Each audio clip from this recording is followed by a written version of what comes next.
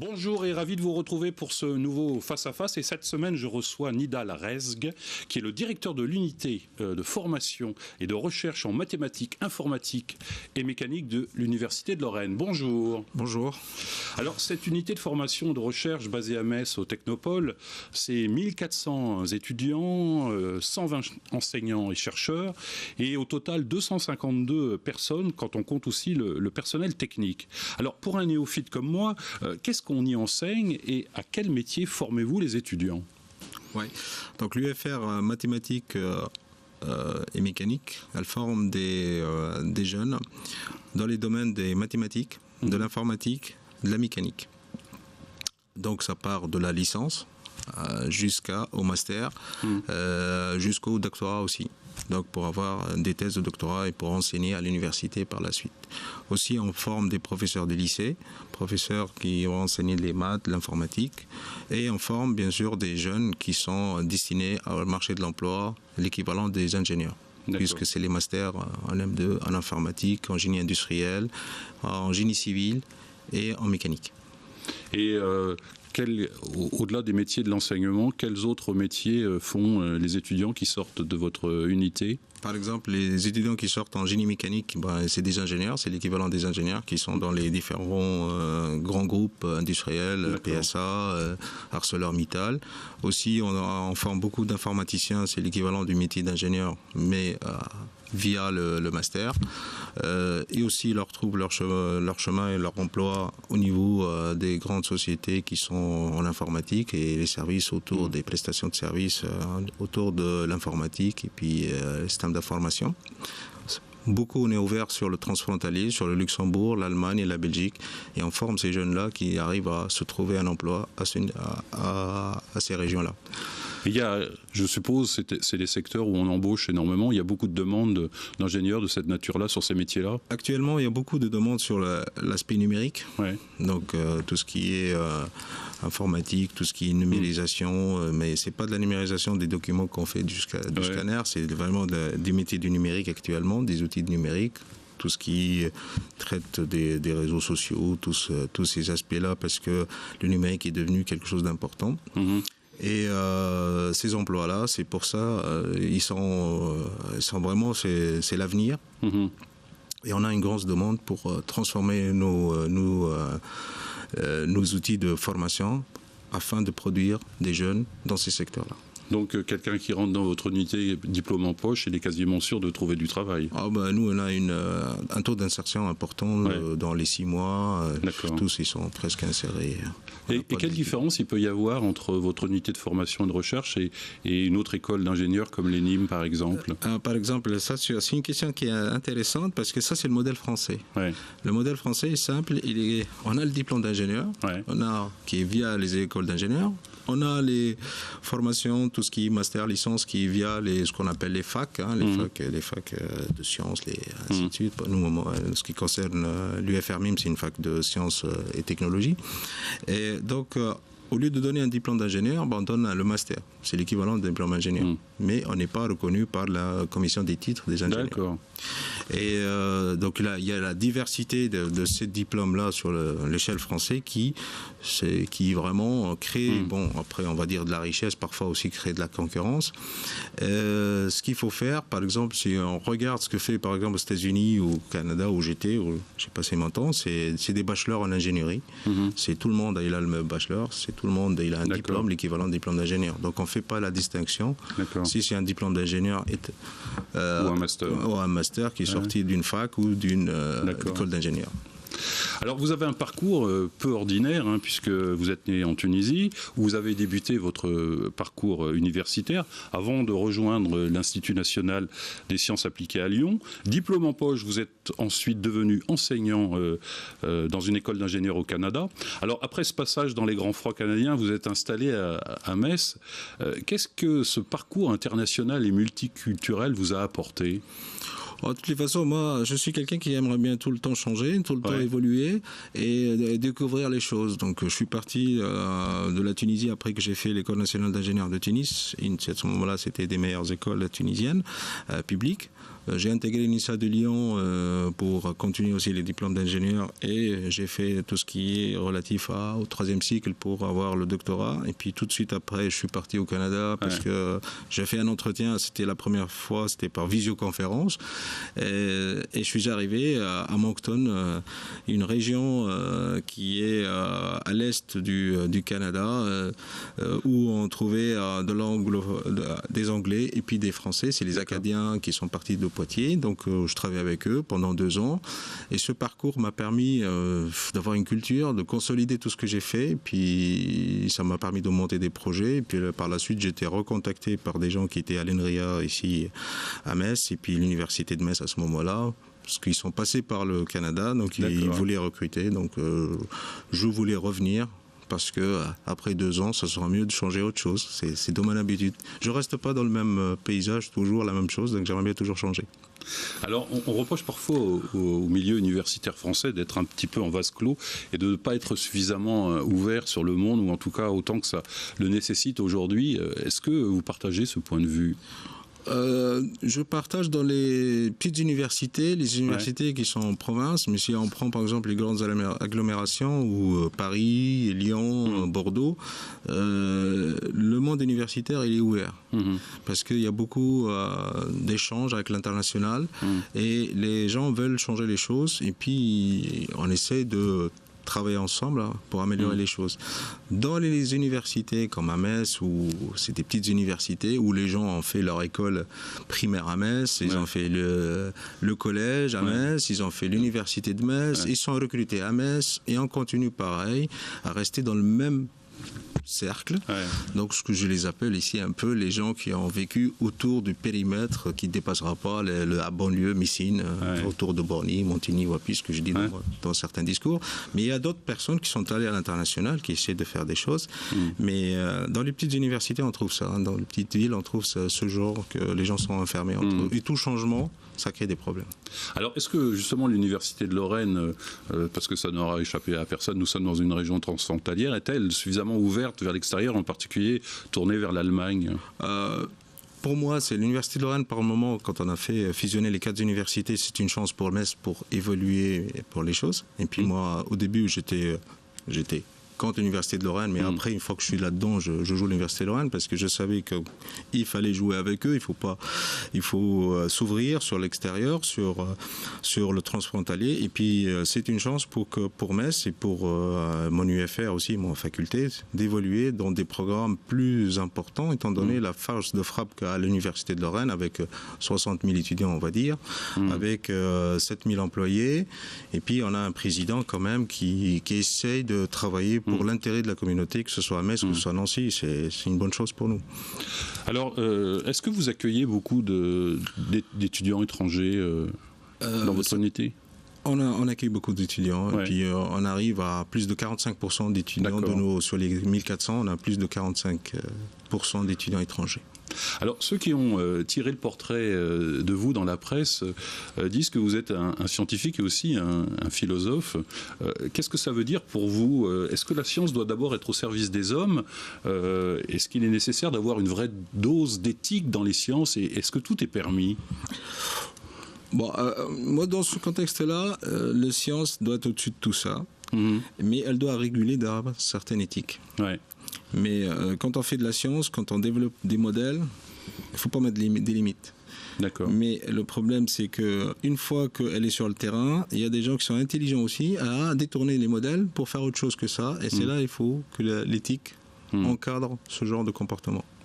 Alors, avec le progrès des sciences, et en particulier dans le domaine de l'intelligence artificielle, c'est un sujet dont on parle beaucoup en ce moment, pensez-vous qu'un jour les machines dépasseront les hommes, si ce n'est pas déjà le cas ? Oui, moi je pense que c'est déjà le cas. Mais on essaye maintenant, on va vers des modèles où on essaie de collaborer l'homme avec la machine, c'est-à-dire d'augmenter l'intelligence des machines avec l'intelligence de l'homme et de les faire travailler tous les deux ensemble. Et non pas tout donné à la machine. Mais l'homme, il doit assister la machine, comme on voit en cobotique, on va voir des choses, des modèles qui arrivent à ce niveau-là. Où au lieu de faire des robots, on fait de la cobotique, mais c'est l'assistance de l'homme avec le robot. Donc vous avez une vision plutôt un peu optimiste. Vous pensez que les machines sont plutôt au service de l'homme et qu'elles resteront toujours contrôlables ? Moi, j'ai de nature je suis optimiste de nature, donc on va dans ce sens-là, et puis il faut aller dans ce sens-là. Ouais. Alors, vous revendiquez d'avoir des maîtres à penser qui ont conduit un peu quelques valeurs que vous avez. Si vous deviez résumer ces valeurs, ça ressemblerait à quoi ? Pour moi, c'est ce que j'ai appelé mes menteurs et tout ça. Moi, j'aimerais bien l'esprit entrepreneuriat. Ouais. Donc, je cherche quels sont les gens qui essayent d'avancer avec des projets qui font avancer la société. Et puis, maintenant, j'ai appris avec le temps, bien sûr, avec l'âge. Et puis, avant, j'étais... bien sûr, je viens du sud de la Méditerranée. Je suis un peu, parfois... Le seau, on me dit le seau qui est chaud, mais j'ai jamais vu un sang qui est froid parce que je vois pas un peu l'image. Mais donc après, d'en faire avancer ces projets, il faut parfois faire beaucoup de diplomatie. Et puis pour moi, c'est Hubert Védrine, c'est quelqu'un sur lequel j'essaie de Hubert voir, Védrine, que je voulais avoir un peu sa philosophie, comment il mène les débats, comment d'une façon calme, et puis mais d'autres personnes qui sont pour amener les projets, les monteurs. Vous le surnommez de monteur et pas de mentor. Voilà. Pourquoi ce mot de monteur ? Parce que dans tout projet, il y a il faut faire passer un peu la communication, il faut faire passer un peu les choses. Et ce terme-là me plaît bien parce que c'est la vérité, il faut l'utiliser. D'accord. Alors, vous êtes également un passionné de sport et vous jouez au football, je crois, dans l'équipe vétéran de Voipy. Qu'est-ce que vous apporte la pratique sportive, au-delà de s'entretenir physiquement ? Écoutez, ça c'est important pour pratiquer un sport dans notre milieu. Surtout, moi, j'ai toujours une pression forte au travail. Et puis, ça me permet de faire, j'appellerais entre guillemets, des resets. Et de sortir, d'oublier tout ce qui s'est passé hier et de repartir de nouveau. Sinon, c'est dans notre milieu, parce que les choses sont parfois un peu tendues, ces jours-ci, bien sûr. Et ça permet de faire des resets et d'avancer, et puis de repartir de nouveau sur d'autres projets, et puis d'autres discussions, d'oublier tout ce qui s'est passé. C'est important que ce soit un sport collectif et non pas individuel ? Ah oui, pour moi, c'est important. Parce que, moi, je suis toujours dans le collectif et non pas dans l'individuel. Moi, je suis dans des sports où j'aimerais bien qu'on gagne tous ensemble, et puis on essaie de travailler tous ensemble. Et vous jouez à quelle place dans l'équipe ? J'ai commencé attaquant. Je continue parfois d'assurer la fonction d'attaquant, mais quand on a perdu un libéraux, donc je suis revenu derrière un peu pour défendre un peu, parce que parfois on attaque beaucoup, mais il faut se mettre derrière parfois. C'est ce que je pratique actuellement, parce que je me mets derrière, je mets mon équipe à l'avant, parce que j'ai déjà pris. Donc j'aimerais bien que les gens sachent un peu c'est quoi d'être attaquant ou d'être meneur. Donc ça veut dire qu'il faut être à la fois bon en attaque et en défense. Voilà, exactement ça. Il faut savoir quand attaquer, il faut savoir quand reculer et défendre. Ça peut être une philosophie de la vie, ça, non ? C'est ma philosophie de la vie. C'est comme ça que je fais. Alors, vous êtes également un supporter du FC Metz. Alors, comment voyez-vous cette fin de saison, un pronostic, un maintien en Ligue 1 ou pas ? J'ai une petite remarque sur l'FC Metz. Je pense qu'elle a raté sa saison suite quand l'arbitre a demandé de rejouer le penalty de Nantes. Et ça, c'était vraiment... C'est ce qui a créé la bascule. Bon, après, il y a une dynamique qui se met derrière. Bon, espérons il faut encore une grosse volonté pour se maintenir, j'espère. C'est jouable pour vous ? Moi, je suis tout optimiste, donc c'est jouable.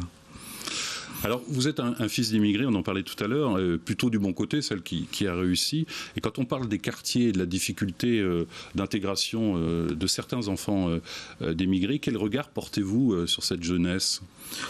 Cette jeunesse-là, parfois, de toutes les façons, dans tous les quartiers, il y a du bon et du mauvais. Moi, j'ai choisi de rester en France, de faire, après mes études, d'être français. Ce que je vois, cette jeunesse-là, que j'essaie de l'aider, parce que d'un autre côté. Mais parfois, et je pense... toute exploitation d'une discrimination, ça prend des proportionnels énormes. Et on est dans une région où on sent ça.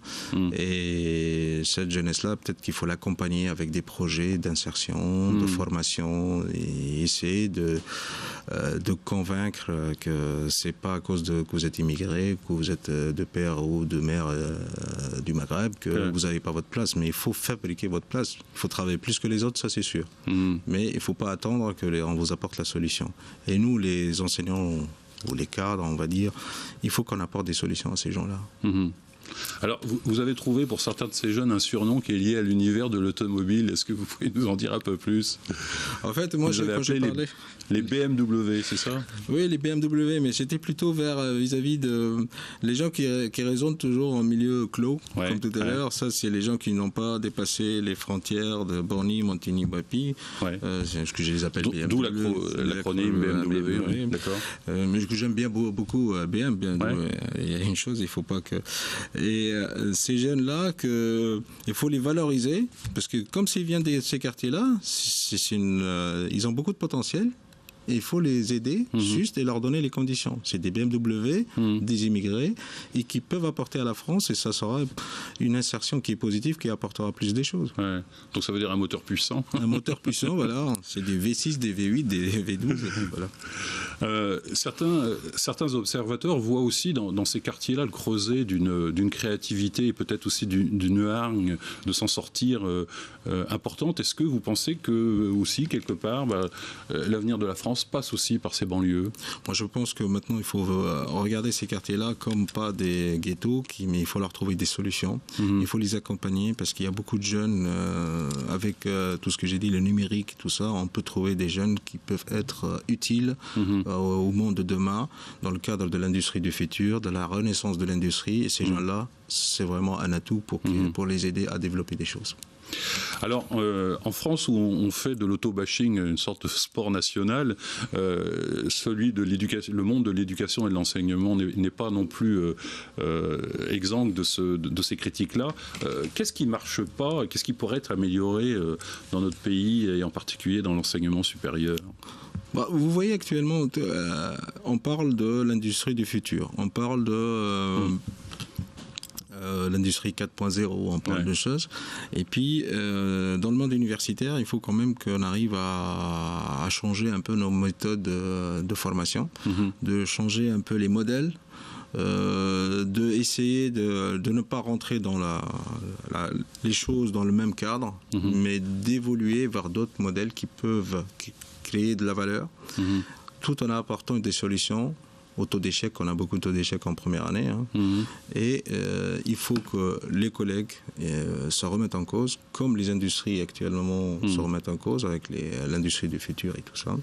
Et la difficulté de notre milieu, c'est que dès que vous voulez bouger quelque chose, tout le monde il commence à contre. C'est exactement le même phénomène qu'on voit à SNCF et ce qui se passe. Dès que vous voulez changer quelque chose... Une résistance au changement. C'est-à-dire que le prof, il est habitué à donner son cours de 8h jusqu'à 10h, tel jour, il ne faut rien changer, sinon... voilà. C'est toute une famille que vous bouleversez pour lui. Ça veut dire qu'aujourd'hui, l'enseignement supérieur, pour vous, est-il adapté aux besoins du monde de l'entreprise ?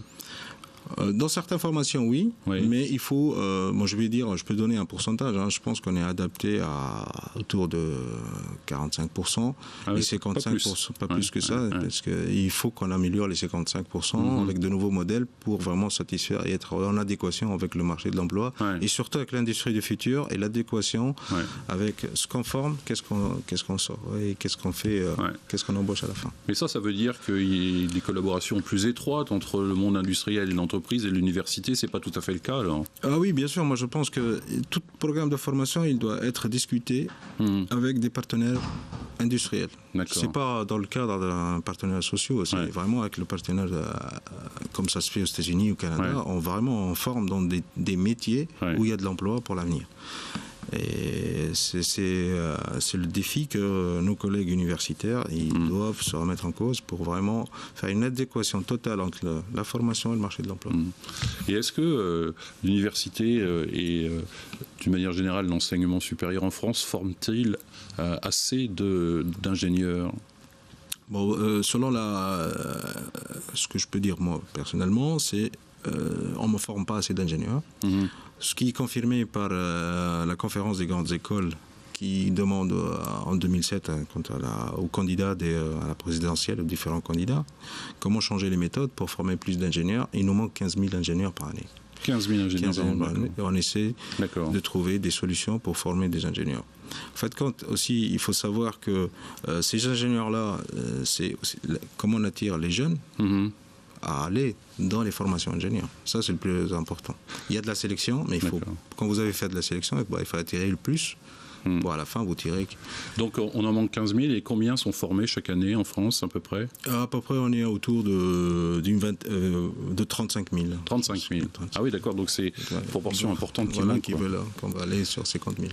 Alors, beaucoup d'ingénieurs, souvent diplômés en poche, quittent la France pour s'installer ailleurs. Est-ce que c'est forcément à cause du différentiel de salaire qui peut être proposé par d'autres pays? On pense notamment aux États-Unis. Ah oui, par exemple, dans les domaines du numérique et des domaines aussi, quand vous allez voir sur les pays comme à Los Angeles ou des choses comme ça, c'est vrai que les salaires, c'est rien à voir avec les salaires d'ici. Ouais. Après, vous avez une qualité de vie. Après, les jeunes, dès qu'ils ont un diplôme d'ingénieur, ils veulent faire une nouvelle expérience. Et par la suite, ils reviennent. Quelques-uns reviennent. Après, il y a des gens qui sont installés, c'est installé. Mais la vie aussi, c'est cher là-haut. Ils vont comprendre que le système n'est pas le même que le système français. Alors pensez-vous que notre système éducatif, dont on dit que c'est très important, l'éducation et la culture, est-ce qu'on y consacre suffisamment de moyens d'une manière générale en France? Les moyens, il y en a, mais il faut savoir les exploiter. Ils ne seraient pas suffisamment bien. Ouais. Voilà. Bon, après, on a des petites baisses de temps en temps, ça c'est ce qui est normal. Mais les moyens sont là, mais il faut savoir comment les exploiter, comment faire une adéquation entre les moyens, la formation et la demande de marché. Et ça, bien sûr, ça passe par tout un changement de culture au niveau universitaire, parce que nos collègues universitaires veulent toujours des moyens, mais quand on leur demande de faire un projet pour évoluer évoluer et répondre à l'offre, ils sont toujours sur les mêmes schémas. Alors, de nombreuses facultés sont aujourd'hui occupées. C'est le cas pour partie de l'Université de Lorraine. Et cela à la suite de la promulgation le 8 mars dernier de la loi d'orientation et réussite des étudiants, à qui on reproche une forme de sélection à l'entrée de l'université. Est-ce qu'il s'agit vraiment d'une forme de sélection, puisque cela concerne uniquement des filières dont les capacités d'accueil sont inférieures à la demande? C'est peut-être un principe de régulation naturel, non? Voilà. Bon, en fait, quand la nouvelle réforme, il n'y a pas de sélection. Il n'y a pas de sélection. C'est qu'on a dimensionné pour éviter un peu ce que faisait le précédent logiciel qui est APB, où on faisait du tirage de sort. On continue à faire toujours, tout le monde peut accéder aux formations non sélectives d'une façon naturelle, selon les capacités bien sûr, mais on a changé les modes du tirage au sort par un mode du suivi du candidat pour bien l'orienter, pour éviter ce genre de situation, mais il n'y en a pas de sélection. D'accord, donc c'est pas vraiment ces revendications ne sont pas justifiées d'après vous? Ce qui je reproche à cette démarche-là, c'est que ça va nécessiter plus de temps. Si on doit examiner toutes les lettres tous les dossiers, on les examine. Mais il faut lire attentivement toutes les lettres que j'appelle les lettres de motivation. Je pense qu'on n'a pas assez beaucoup de temps si on en reçoit 2000 et 3000, plus ceux qui viennent de l'étranger encore, parce que chez nous, par exemple, ça vient de l'informatique, on a beaucoup une demande qui vient de l'extérieur. Je pense qu'on n'a pas assez de moyens pour lire attentivement toutes les lettres, et moi, ce que j'ai peur, c'est que parfois ces lettres-là ne sont pas lues ou égarées, ou on revient au même système. Alors, dans le flot des réformes prévues par ce gouvernement, il y en a beaucoup, et il y a aussi celle du bac. Et l'on prévoit dans certaines sections de supprimer l'enseignement des mathématiques. Vous en pensez quoi? Moi, j'ai trouvé que ça, c'était un peu anecdotique, puisqu'on demande à Cédric Villani, un mathématicien, de donner un peu des réformes pour le bac, et puis d'un autre côté, on propose à supprimer les maths dans certaines filières. Moi, j'aimerais bien savoir c'est quoi la cohérence là-dedans. Donc, former quelqu'un qui n'a jamais avoir quelqu'un qui a le bac sans qu'il passe par des disciplines de mathématiques, je trouve que on baisse le niveau. Même si on est littéraire, il faut... il faut savoir un peu l'esprit mathématique. On a besoin tous, et puis que ce soit littéraire, que ce soit scientifique, il faut avoir... Qu'est-ce qu'au fond apportent les mathématiques? Parce qu'on les enseigne, mais dans un certain nombre de cas, on ne les pratique pas tous les jours, mais qu'est-ce que ça apporte Pour moi, les mathématiques, ça taille l'esprit, c'est quelque chose, vous avez un esprit, il faut qu'il soit de la rigueur, des choses, ainsi de suite. Je parle pas des mathématiques, bien sûr, qui sont enseignées à l'école ou au secondaire. Ça, c'est pour aller faire ses courses, il faut savoir quand même compter. Voilà. Je parle de la rigueur au niveau des mathématiques qu'on donne à l'université, où ça taille l'esprit, où il y a une certaine logique qu'il faut respecter. Et aussi, il faut être rigoureux dans la vie de tous les jours. Alors, pour terminer, vous avez, je crois, un projet d'ouverture d'une nouvelle école d'ingénieurs sur Metz. Est-ce que vous pouvez rapidement nous en dire quelques mots ? Oui, c'est une école on essaie d'apporter des solutions, comme je vous ai dit, sur l'adéquation entre ce que demande l'industrie, ce que nous on doit revoir, et pour accompagner un certain nombre de jeunes, et même les jeunes qui sont dans les quartiers. Notre modèle, c'est pour aller dans une école d'ingénieur, on va passer par ce qu'on appelle les maths sup, maths spé, les classes préparatoires, ça fait peur aux jeunes. Et puis peut-être on a de la compétence ailleurs dans ces quartiers-là, dans des jeunes qui n'ont pas réussi, mais ils sont bons, et qu'on peut les accompagner dans notre dispositif qui est plus simple pour les amener vers ces écoles d'ingénieurs, faire la formation d'ingénieurs, pour avoir aussi plus de filles, parce que les filles ne sont pas attirées par nos formations, parce qu'on n'a pas beaucoup de filles. Et à partir de là, on essaie de faire quelque chose qui est ouverte sans qu'elle soit tubulaire, où un jeune peut aller en formation gestion, management, ou en formation ingénieur, mais il va découvrir l'ingénierie sur le tas. Après le bac, pas, parce que quand j'arrive au bac, le jeune est perdu. On a beaucoup de taux d'échec à ce moment-là. Et cette nouvelle école, qui sera une école d'ingénieur en 3 ans, avec des spécialités qui suivent la tendance actuelle, tout ce qui est autour du numérique, et puis répond au marché de l'emploi, est ouverte à des jeunes qui est un peu, on va dire un peu social, mais c'est pas vraiment qu'on va baisser le niveau, mais pour des jeunes qui ont raté un peu, ou ils veulent pas être dans la rigueur, dans le modèle qui existe actuellement depuis des années. On doit pour aller dans une école d'ingénieur, il faut passer par classe prépa, mais avec ce modèle-là, qui est plus simple, aller dans un modèle, il n'y a pas de sélection à l'entrée, mais vous découvrez vous-même pourquoi on doit former des ingénieurs. Donc une école beaucoup plus ouverte sur les réalités du monde, et en particulier à destination de ceux qui n'étaient pas forcément destinés à devenir ingénieurs, si je peux résumer exactement ça. Voilà. Nilan Rez, merci d'avoir accepté notre invitation. Quant à moi, je vous donne rendez-vous très prochainement pour un nouveau face à face. Bye bye.